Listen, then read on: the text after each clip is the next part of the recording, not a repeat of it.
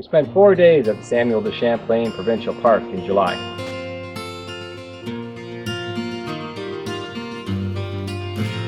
The park is about a 3-hour drive west of Ottawa, Ontario, Canada, or about 4 hours north of Toronto. The camping area is laid out as 2 campgrounds. Babawasi Campground has 74 sites, and the Jingwakoke Campground has about 140 sites. The sites in Babawasi are all electrical. Some are pull-through and one is barrier-free. Across the river in Jingwakoke Camp, electricity is available at about half of the sites.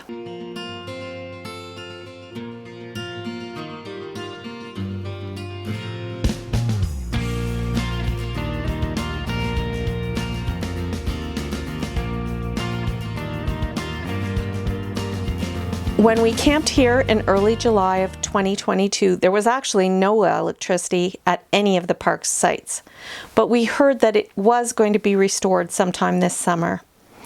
As with all of Ontario's provincial parks, there is not a water or sewer connection at any of the campsites. Potable water is available at many faucets conveniently located around the park.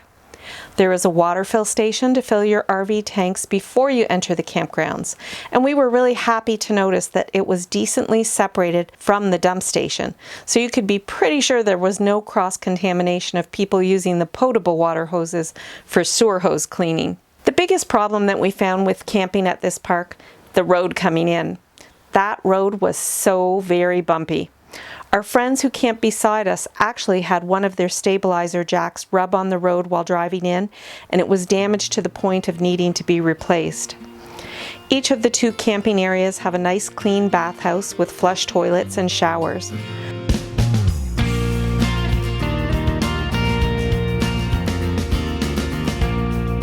The vault toilets have running water both in the toilets and in the sinks.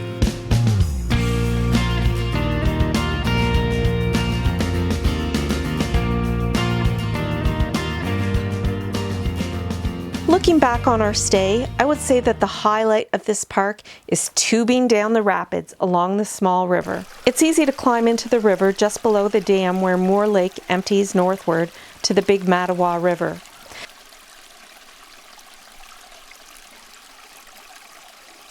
The entry point is accessed from either of the Babawasi or Jingwakoke campground areas.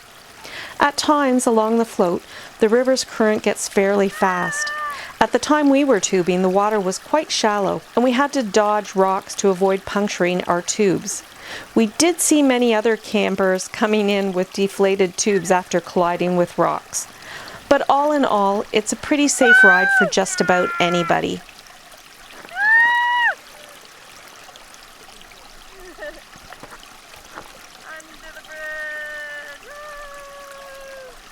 Be sure to wear a life jacket, of course. When someone falls out of their tube, it can be very difficult to stand up on the slippery rocks with the current pushing against you, and your floaties and/or small children could be swept away from you quickly, even with the shallow water.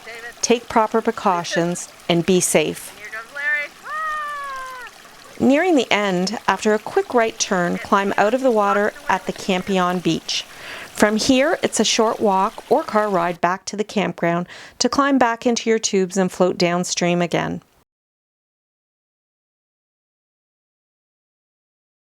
The park has a camp store with basic groceries and firewood and things like that.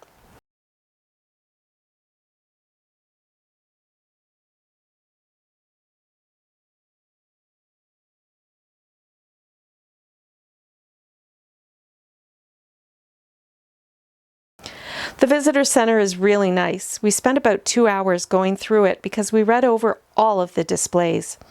I guess we could have been faster, but the history lesson of what's been happening in this area for the past 400 years was really interesting.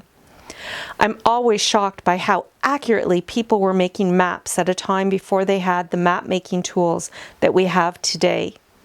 This was back in the early part of the 17th century. If a lot of you guys are like me, you just don't feel like a camping trip is complete without some good hiking. Pretty. This park has 8 organized trails varying in length from 1-kilometer loops to the 9-kilometer trail called the History Loop.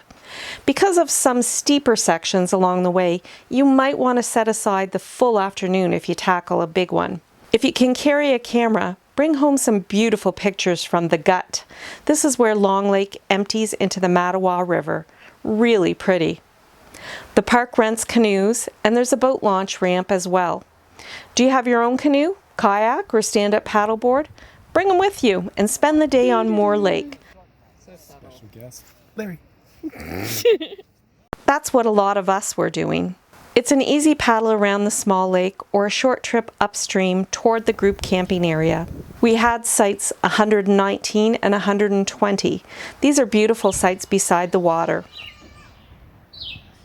There's David and Mike. We're all set up at our site. It's a good size. Pam and Larry are across the street from us. And we are right by the water.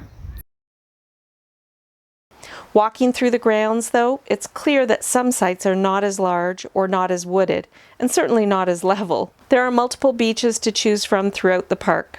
The Canadian Ecology Centre is here at the park, but it's not intended for use by campers. It's a non-profit outdoor education centre and conference centre. Teachers and students from all around the province attend various courses here. We had decent cell signal, and so did our friends. We used the Telus and Rogers towers. In summary, we enjoyed the rafting, trails, and visitor center at this campground. We weren't thrilled, of course, with the bumpy roads to enter, and the beach area in our campground was a little small and not very sandy. But all in all, it's a nice woodsy area and we had a ton of fun. Check out some of our other videos and subscribe to our channel. New content will be posted weekly.